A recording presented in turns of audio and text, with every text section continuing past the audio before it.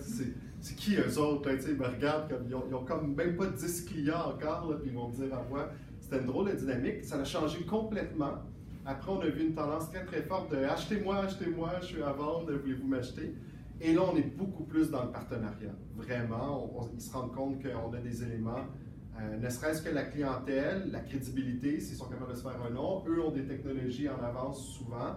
Ils ne sont pas pris avec les mêmes systèmes patrimoniaux, ils sont capables d'aller plus rapidement. Donc, c'est une dynamique, mais ça sort mes partenaires TI de leur zone de confort aussi parce qu'ils maîtrisent certaines solutions technologiques, ils s'est établi des liens de confiance avec les vendors, les partenaires, etc. Et là, on vient bousculer l'ordre des choses parce qu'on dit non, voici la tendance qu'on veut prendre. Donc, c'est un changement de culture. La transformation, ça commence par un changement de culture. Et après, ça s'applique dans plusieurs choses. Il y a la culture, il y a les équipes avec le pouvoir d'agir, il y a tout ce volet de confiance et de complicité. Dans le fond, il n'y a pas de... Dans le document sur la Banque de l'Est, on parle beaucoup de l'empire TI et des décisions et qui a la balance du pouvoir. Et des fois, on a encore des réflexes où quelqu'un dit « OK, mais c'est qui peut prendre la décision? » Il n'y a pas une personne qui est nommée pour prendre la décision. Il faut qu'ensemble la trouve. Évidemment, il reste une structure hiérarchique et si jamais on frappe un mur, on va prendre des décisions. Mais on change ce mindset-là. Vous le vouliez, là, le pouvoir d'agir, vous l'avez. Vous avez aussi le pouvoir décisionnel. À la fin de la journée, vous êtes imputable et ça fonctionne bien parce que quand l'imputabilité vient, bien là, soudainement, tout le monde a un état d'esprit différent parce qu'ils vont être imputables. Donc là, ils se donnent et ça donne d'excellents résultats. À date, en tout cas, ça se passe très bien. Est-ce que ça répond à la question? Très bien. Bon. Laurent. Une question sur le business capabilities. Ou tu veux m'enseigner des choses sur les business capabilities? Non, pas du tout.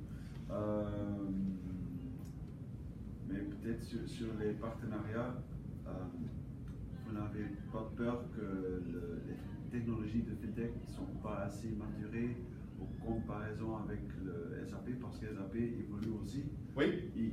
Ils ont aussi évolué d'un grand monolithe de technologie aux plusieurs des modules adaptés. Oui. Est-ce que avec tous les partenariats, vous ne risquez pas de perdre plus de temps qu'avec une grande entreprise que SAP? C'est une excellente question. Le risque est là. Le risque est là. Cependant, dans toute relation d'affaires, il y a toujours un bénéfice à avoir des relations avec plus qu'un joueur. Ça nous aide toujours. Ça stimule chacun à donner leurs meilleures offres, à offrir le meilleur service, à nous accompagner. En même temps, évidemment, dans l'approche de partnership qu'on a avec les FinTech, ce qu'on va faire, c'est qu'on va s'entendre sur des preuves de concept. Et souvent, on va remettre la responsabilité sur le partenaire qui veut faire ses preuves. Alors, on va par exemple, quant à l'ouverture de compte, on va commencer avec un processus très simple. On va dire seulement pour des nouveaux clients, quelqu'un qui n'a rien à la Banque nationale, seulement sur mobile, seulement pour une sorte de compte, seulement un détenteur. Tu ne peux pas avoir un compte avec ta conjointe. Aucun autre produit de base. Montre-moi en 6 semaines qu'est-ce que tu es capable de me livrer. Puis là, on va l'ouvrir seulement on va contrôler l'accès et le volume. Puis on va l'offrir aux 100 premiers clients seulement. On va faire un post-mortem. Donc, on y va par petits pas comme ça. Évidemment, il y a d'autres risques aussi. Je ne pense pas évidemment, en termes, on pourrait perdre du temps, mais c'est des nouveaux défis auxquels on doit s'adapter. Exemple, dans les contrats, un des volets qui est très important pour les institutions financières, c'est la sécurité de l'information. Très, très important. On signe des contrats assez béton avec ces partenaires-là. Mais eux sous-traitent parfois des choses, puis ils n'ont pas dans leur ADN de nous dire qu'ils sous-traitent une partie de leurs activités. Donc, nous, on pense qu'on est correct. Et ça arrive, c'est des choses, on a eu un breach il n'y a pas longtemps avec un outil de prise de rendez-vous, c'était dans les nouvelles. Donc, on a un outil numérique depuis l'année dernière où les gens peuvent prendre un rendez-vous avec quelqu'un en succursale. Et la beauté de cet outil-là, c'est que, contrairement à ce que, entre autres, Microsoft était en ligne pour avoir le contrat avec nous, il y a un real-time matching qui se fait selon le besoin du client avec le bon type de conseiller, selon le vrai agenda Outlook. Fait que souvent, si vous allez à la Banque de Montréal, je vais faire la promotion un peu de chez nous, ça vous donne un rendez-vous en ligne, mais c'est des plages à peu près qu'on pense qu'il devrait y avoir quelqu'un, vous le mettez. Si ça fonctionne, on vous le confirme comme 24 heures après, puis on vous dit que ça va fonctionner. Si ça ne fonctionne pas, il y a un humain en arrière qui va dire « Ah non, mais je vous proposerai telle date ou telle date. » Nous, tu es live, real time. S'il y a une plage disponible là, à telle succursale, tel conseil pour tel besoin, c'est garanti, tu as ta confirmation instantanée. C'est une solution avec qui on a fait un partnership avec une compagnie américaine qui s'appelle TimeTrade, qui n'avait aucun client de notre ampleur. Donc, on est le premier client majeur. Il y avait quelques bons clients aux États-Unis. Et là, on a eu un breach, on a eu un problème où un client, ça a fonctionné très très bien pendant plusieurs mois. Et un client est venu pour entrer ses informations, puis les informations du client précédent qui étaient passées sur notre domaine étaient encore là. Puis, heureusement, il n'y a pas d'informations comme le numéro d'assurance sociale et autres, mais quand même, il y a un nom, un prénom, une succursale où il veut aller, une adresse courriel. Donc, et ça, on avait un contrat, donc là, on se rassoit avec eux.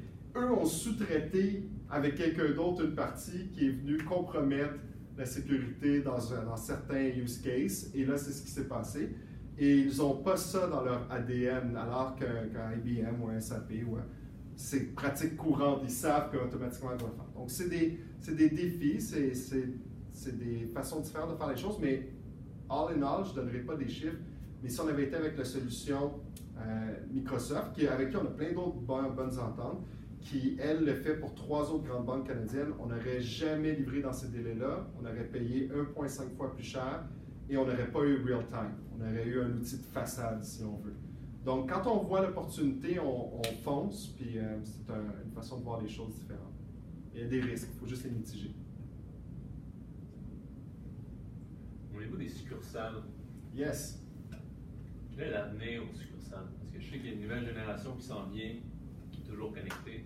Oui. Pas besoin d'avoir un face-à-face. Oui. Je ne parle pas des gros portefeuilles, c'est sûr que quand tu gères un gros portefeuille, tu vas avoir un contact humain. Oui. Mais c'est ça, la banque. Moi, je ne veux pas être pessimiste, mais l'avenir d'une succursale, ça va être un dur avenir. Très difficile. Ouais. C'est très difficile pour les institutions financières aussi parce que là, on est comme dans un entre-deux où on ne sait pas trop, on fait du tcha-tcha. Ce qui se passe, c'est un peu comme la transformation du paiement. Il y avait, après, une fois qu'on a fini d'échanger des pots douces, c'était des devises. Puis à un moment donné, est arrivé le chèque, puis après ça, est arrivé les autres méthodes de paiement, puis la carte de crédit, puis etc. Puis tout ça migre. Vous payez avec votre cellulaire directement, mais les gens utilisent encore de l'argent comptant. Right? Et ça, si on vient sur le cas de la Banque de l'Est. De moins en moins, par contre. De moins en moins, mais il en reste. Ouais. Même chose pour succursale. Donc, il y a une érosion de l'achalandage. Mais il y a encore une masse critique. Puis tout le monde joue au chat et la souris parce que s'il y en a un qui ferme une succursale, bien évidemment, tous ceux qui sont autour récupèrent tout ça, les concurrents. C'est pas évident, mais en même temps, c'est ça, les gens continuent à y aller, moins, mais à un rythme de 2, 2,5, 3% par année. Alors, puis dans les transactions numériques, ça s'accélère beaucoup, mais un n'empêche pas l'autre, ils ne sont pas mutuellement exclusifs. Les gens veulent tout. Alors, présentement, à court terme, the name of the game, là, ce que toutes les institutions financières font, c'est qu'ils optimisent leur réseau. Donc, tu as peut-être autant de points de vente, sinon plus, mais tu n'as pas besoin du même nombre de pieds carrés. Tu n'as plus besoin d'avoir des grandes succursales. On voit des concepts, on pense à des concepts de kiosques dans les centres d'achat que vous voyez beaucoup avec les telcos, les TELUS, c'est pas toi qui as les TELUS et tout ça. Ça pourrait être ce même concept-là. Des succursales où on va changer à l'échéance du bail, on va prendre des locaux beaucoup plus petits parce que on essaie plein de choses, de rendre les succursales interactives, d'avoir des tablettes, tout ça, mais le client, pourquoi il ferait ça? Il l'a dans sa poche. Là. Il a sa succursale dans sa poche de veston. Mais tu ne veux pas te retirer trop rapidement. Donc, l'avenir des succursales passe à court terme par une optimisation du pied carré pour les institutions financières pour permettre aux gens de continuer d'avoir un point de service, mais en même temps, pour que l'institution financière puisse le maintenir, que ça ne lui coûte pas trop cher. C'est vraiment ça. J'imagine aussi que tu donnes un peu l'exemple où c'est des banques sans institution comme disons Tangerine. Oui. Ça doit être Soit, malgré que maintenant ils sont soutenus par un de nos grands compétiteurs. Oui. Ouais. Mais c'était quoi la question? Je m'excuse de t'avoir répondu. Dans le fond, la question c'était est-ce que vous voyez une augmentation de leur part de marché de tangerines qui sont toujours en je pense, une forte expansion. Très peu. Leur part de marché ne sont pas en forte croissance. OK.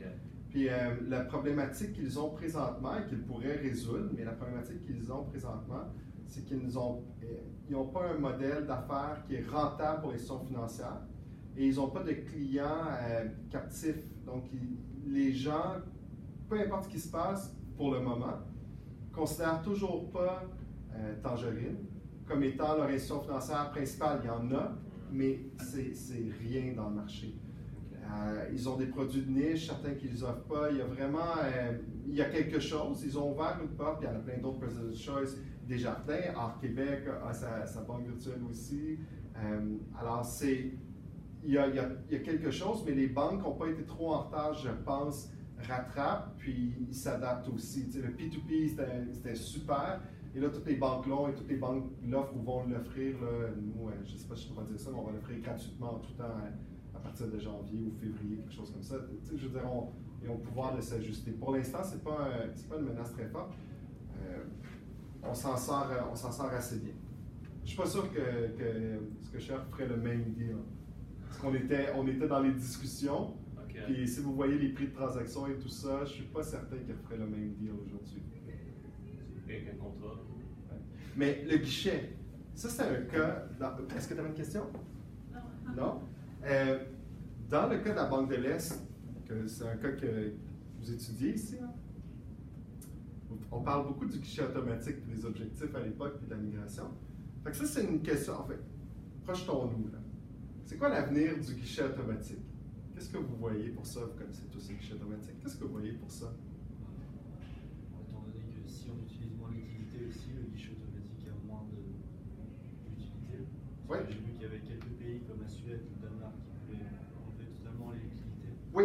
Mais après, c'est pas la seule fonctionnalité, j'imagine. C'est aussi déposer des chèques. Absolument. Mais je sais pas, l'avenir, pour moi, enfin, c'est très court.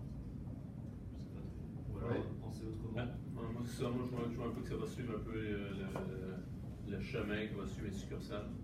OK. C'est important de l'avoir.